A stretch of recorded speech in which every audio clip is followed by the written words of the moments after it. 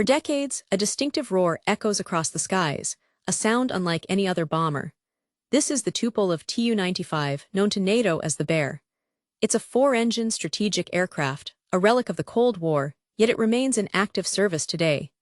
Imagine designing a plane in the early 1950s that needs to fly 8,000 kilometers, deep into enemy territory, carrying tons of payload. This was the challenge facing the Tupolev Design Bureau. Engineers at the time grappled with a fundamental problem. Piston engines weren't powerful enough for the scale required, and early jet engines guzzled fuel, limiting range. Their solution? Turboprops. These engines offered more power than pistons and significantly better range than the jets available then. It was a choice also considered for the American B-52, but the Soviets pushed forward with it for their new bomber. This decision gives the Tu-95 its unique character and sound. The aircraft flies with four massive Kuznetsov NK-12 turboprops. Each engine drives two contra-rotating propellers, a complex setup where one set of blades spins one way and the other spins the opposite. The tips of these propeller blades actually move faster than the speed of sound, contributing to the aircraft's notoriously loud signature. Complementing these powerful engines are the aircraft's distinctive swept-back wings, angled at 35 degrees.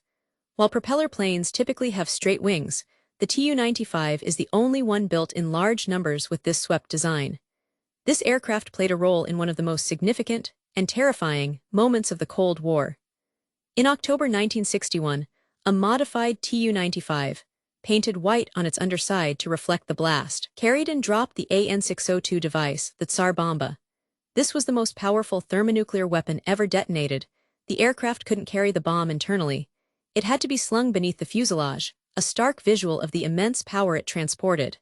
Throughout the Cold War, Tu-95s were a constant presence, undertaking routine long-range patrols, often flying near NATO airspace.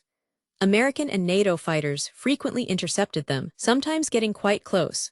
Soviet crews would conduct frequent training missions into the Arctic, practicing transpolar strikes. Despite their strategic importance, early versions of the bomber were notoriously Spartan, lacking basic crew comforts like a toilet or a galley on those long, demanding flights. Just like its American contemporary, the B-52, the Tu-95 proved adaptable. Originally designed to drop free-falling bombs, it evolved. Modernization programs focused on turning it into a potent cruise missile carrier. This involved adding external hardpoints under the wings, as the newer, larger KH-101 and KH-102 cruise missiles wouldn't fit in the internal bomb bay. The latest variant, the Tu-95 MSM, includes updated radar, navigation systems, and even upgraded engines and propellers, aiming to reduce vibration. Since the collapse of the Soviet Union, the Tu-95 has continued to serve in the Russian aerospace forces. In 2007, Russia announced it was resuming strategic aviation patrols, bringing the Bear back into regular long-distance flights. These missions frequently prompt NATO countries to scramble their own jets for interception and escort, a familiar scene from the Cold War playing out again. The aircraft also saw its first combat use in 2015, launching cruise missiles during the Russian intervention in the Syrian civil war. Recently, this veteran aircraft faced a new kind of threat. On June 1, 2025, Ukraine claimed a large-scale drone attack, codenamed Operation Spider's Web, targeting several Russian airbases housing strategic bombers. The operation reportedly used truck-launched FPV drones, deployed deep inside Russian territory. This attack aimed at airbases across 5 regions, spanning vast distances and multiple time zones. 5 airbases were reportedly targeted, including distant locations like Belaya in Irkutsk Oblast, thousands of kilometers from the Ukrainian border. While Russia confirmed attacks on some bases and claimed to have repelled them in others, Ukrainian officials asserted significant damage.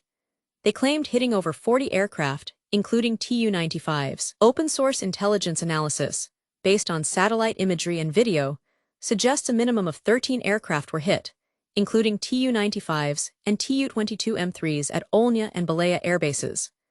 The claimed damage, particularly to the older strategic bombers like the Tu-95, is significant because these aircraft are no longer in production. Hitting them degrades a core component of Russia's long-range aviation, and consequently, one leg of its nuclear triad capability. This operation highlights the evolving nature of modern conflict, where long-standing symbols of military power become vulnerable to innovative and unexpected attacks.